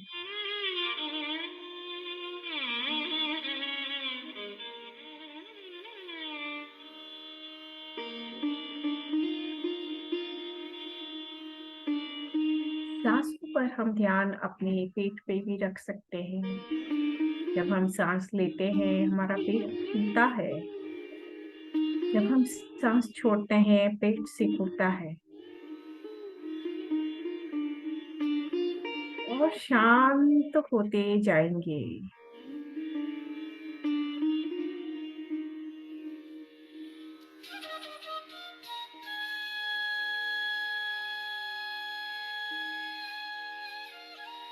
शांत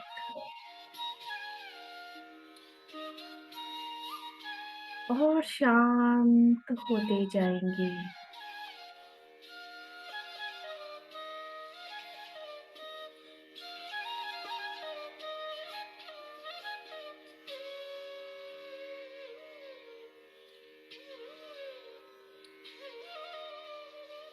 अपनी सांसों के साथ अपनी स्वयं की गहराई में उतरते जाएंगे।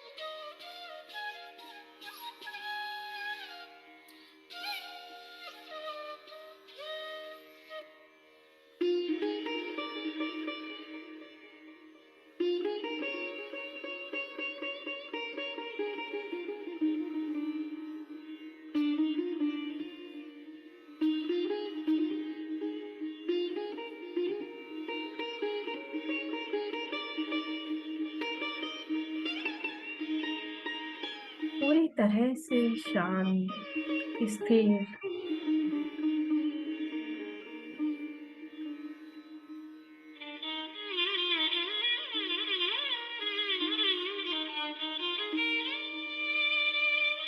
हम सब में नारी तत्व, पुरुष तत्व, दोनों ही तत्व विद्यमान हैं।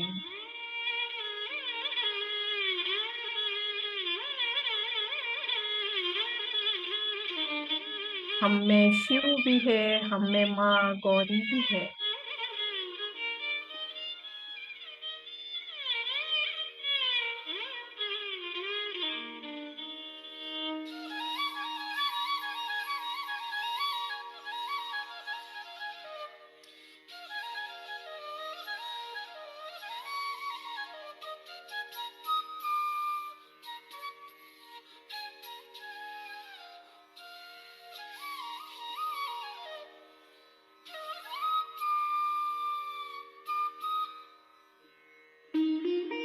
सभी अपने नारी तत्व को और जागृत करेंगे।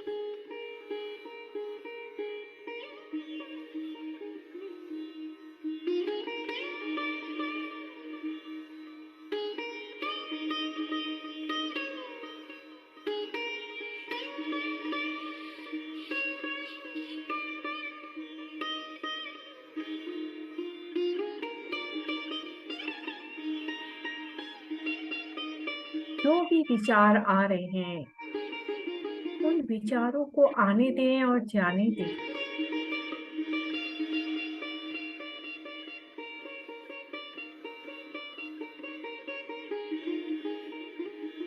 अपना ध्यान अपनी हर सांस पे के साथ।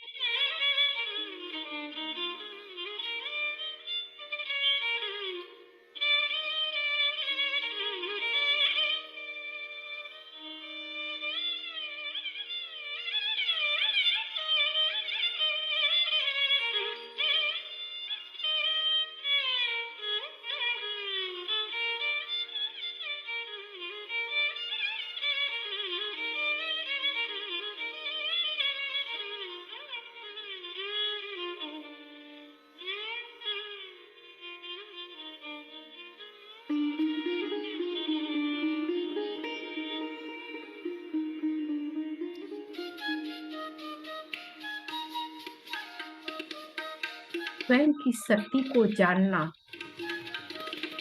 और उसे जीना। जिस समय हमें जो आवश्यकता हो वो शक्ति हमारे साथ रहना, उजागर रहना, जागृत अवस्था में रहना आवश्यक है।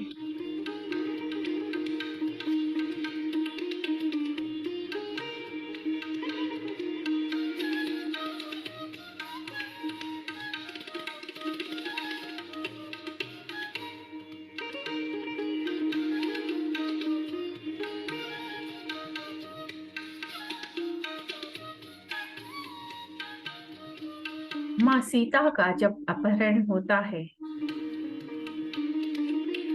और लंका पहुंचने के बाद वो स्वयं के अंदर की शक्ति को जागृत करती है, उसी तरह हम सब में भी वो शक्ति है। जरूरत है उसे जागृत करने की।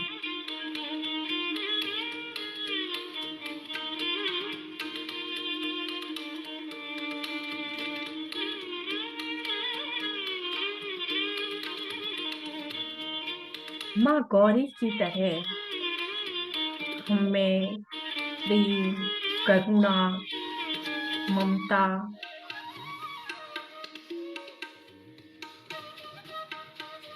दया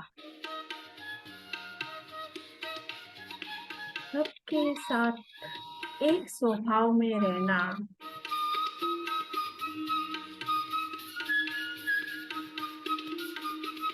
ये सभी गुण हमारे में है।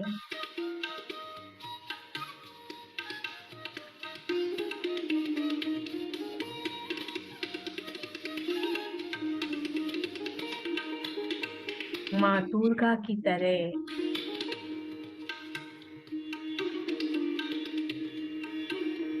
सभी अस्त्र और शस्त्र भी विद्यमान हैं हमारे अंदर।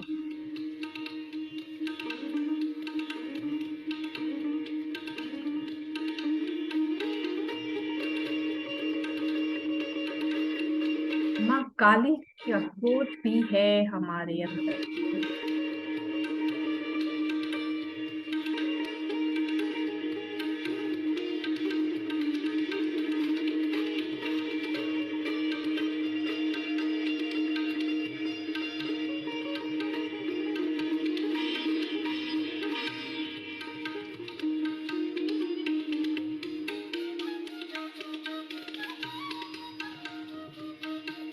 कभी भी कमजोर ना समझे स्वयं को।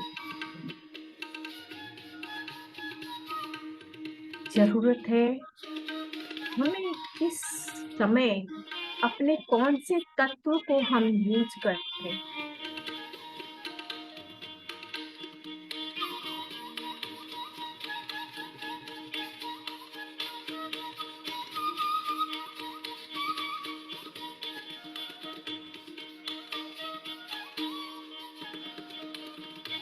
हमें अनावश्यक कभी क्रोध नहीं करना चाहिए, पर जरूरत पे शांत भी नहीं रहना चाहिए।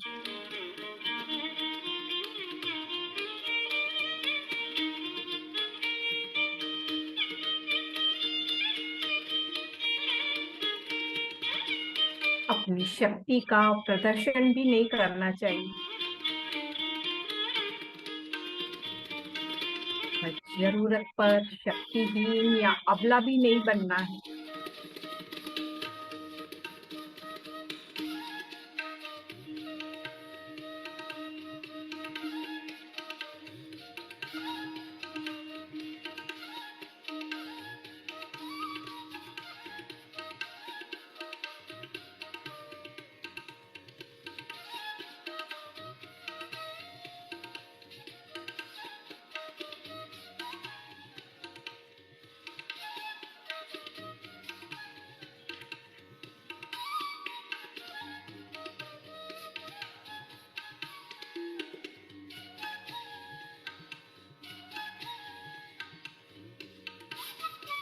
स्वयं के प्रति जागृत होना,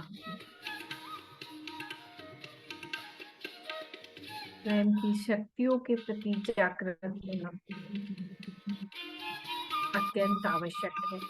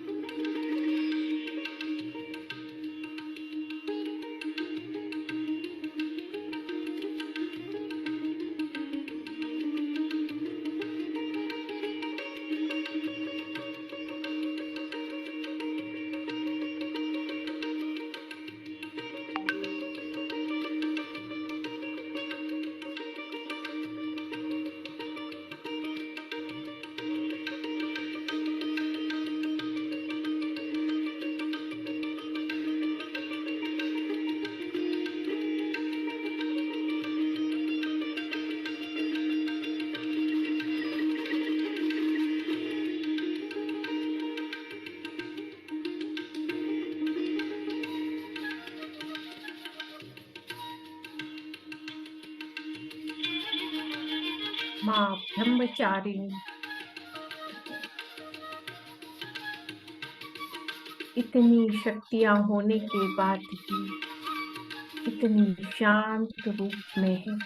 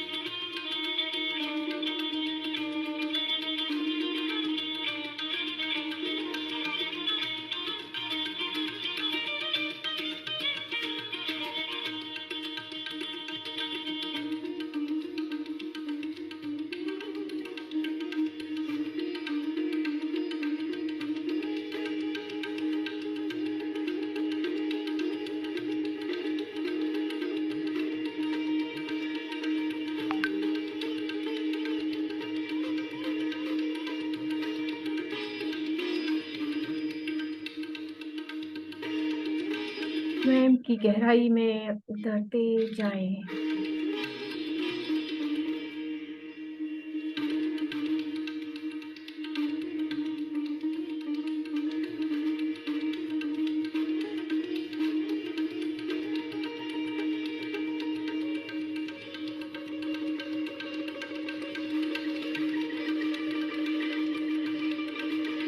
के मूल में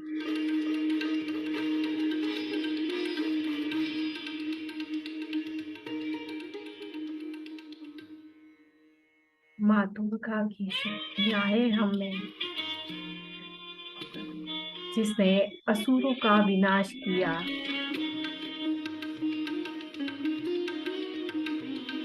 हमारे भीतर भी जो अहंकार नामक असुर है,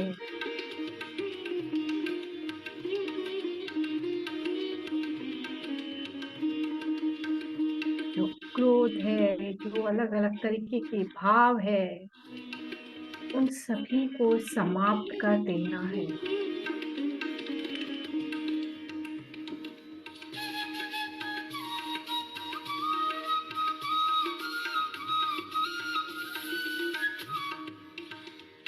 जब अपने रूप का तेज हम जान जाते हैं, अपना स्वयं का जो स्वरूप है,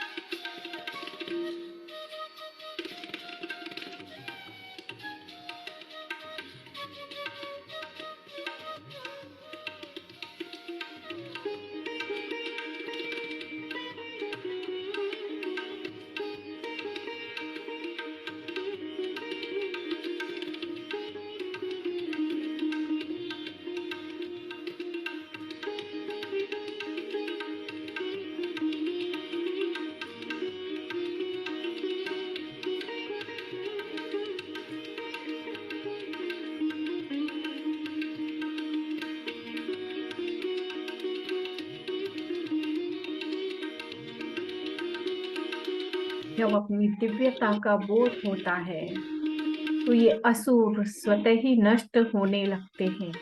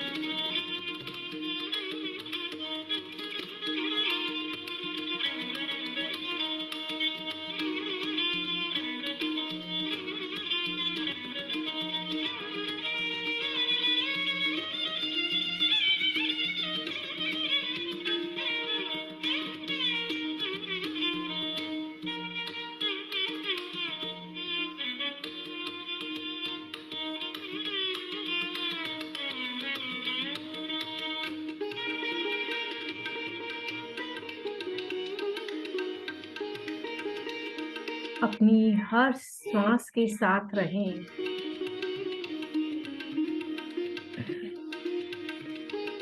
अपनी ब्रेथ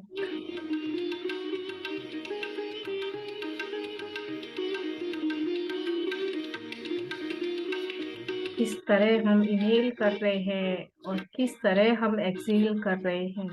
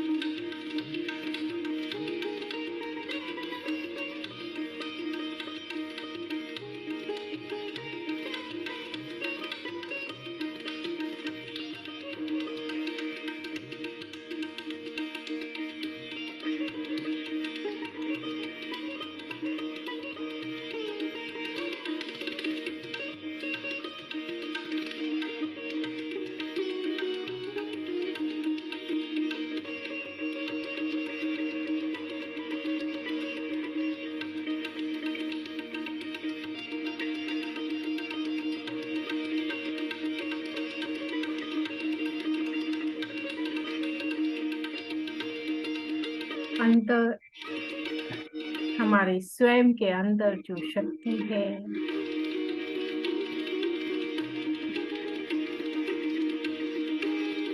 उस शक्ति के बारे में जाने,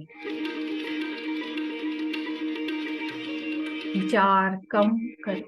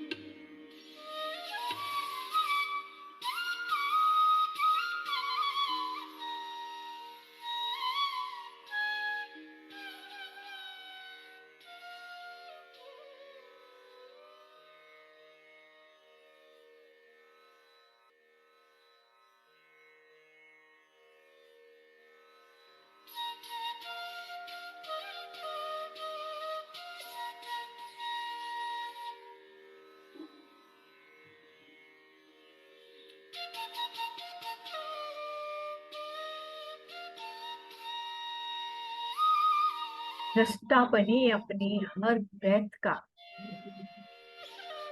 अपनी हर विचार का, अपनी हर कृत्य का।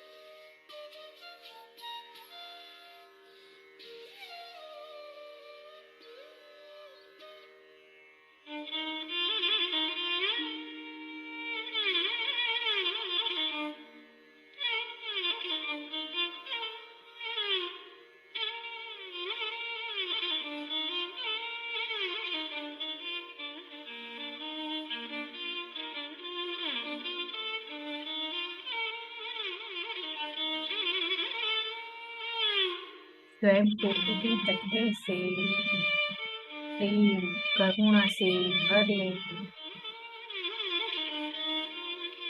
अपने स्वयं के मूल स्वभाव को जानें।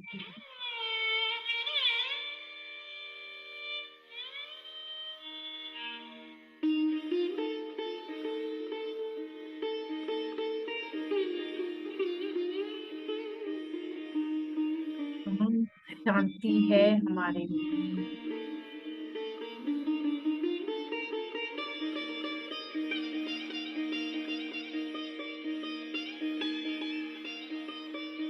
तो प्रकाश से ही बने हैं, लाइट बीम है हम।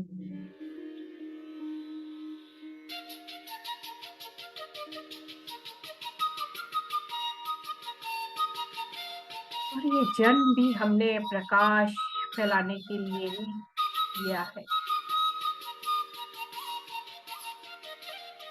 क्यों अपने आप को इस पंच तत्व के शरीर में बांध के बैठे हैं हम? ये शरीर मैं हूँ? नहीं, आप एक प्रकाश हैं, दिव्य प्रकाश हैं सभी।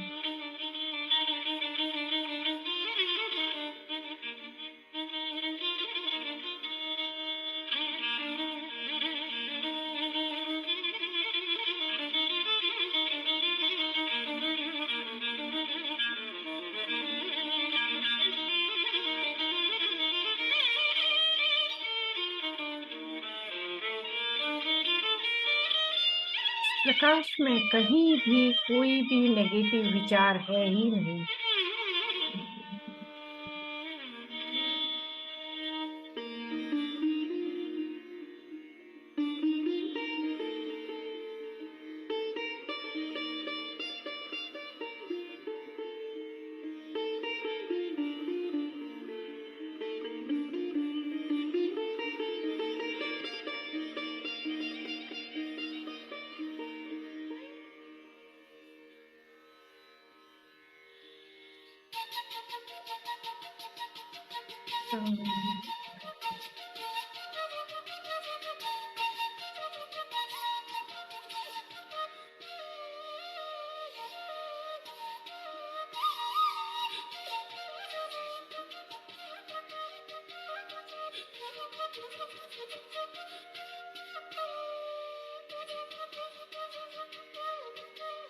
और श्रवण,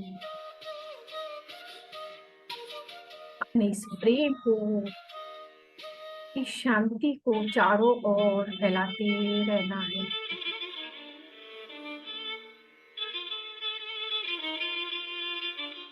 अपने घर के हर सदस्य के लिए प्रेम और शांति की प्रार्थना करें।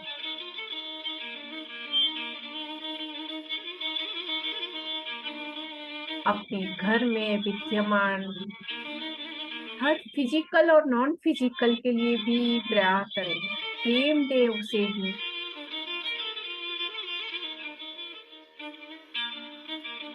घर की दीवारों को, इस चेयर पे जिससे हम इतनी देर से इस्तेमाल कर रहे हैं, उसे भी, हर नॉन फिजिकल को भी उतना ही प्यार चाहिए।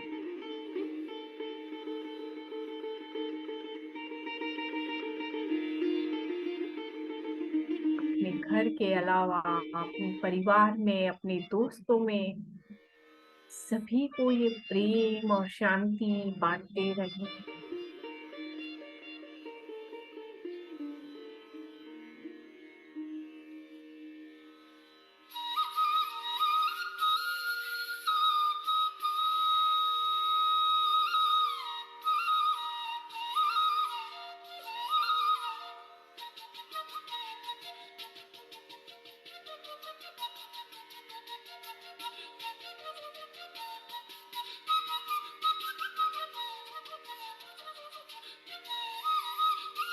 धीरे धीरे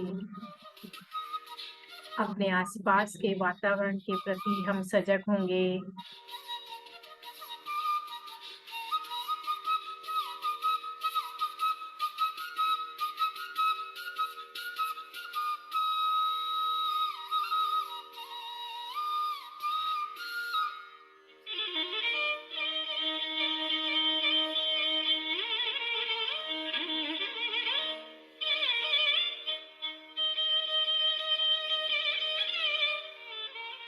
अपने स्वयं के भौतिक शरीर के प्रति सजग होंगे।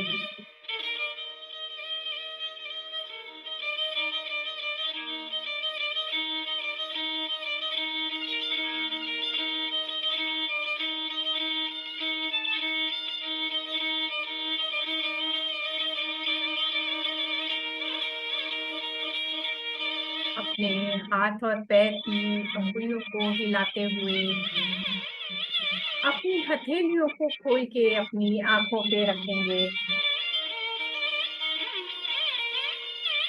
5, 4, 3 और ये भाव करेंगे हमारी हथेलियों की सारी ऊर्जा हमारे अंदर उतर रही है। 2, एक अपने चेहरे को सहलाएं और धन्यवाद करें पितामह पत्री जी का, डिवाइन का, माँ शक्ति का। धन्यवाद ग्रुप के सभी साथियों का जिनके साथ मिलकर हमने ध्यान किया। धन्यवाद इस समय जुड़े हमारे साथ एस्ट्रल मास्टर्स का, सभी फिजिकल नॉन फिजिकल मास्टर्स का धन्यवाद।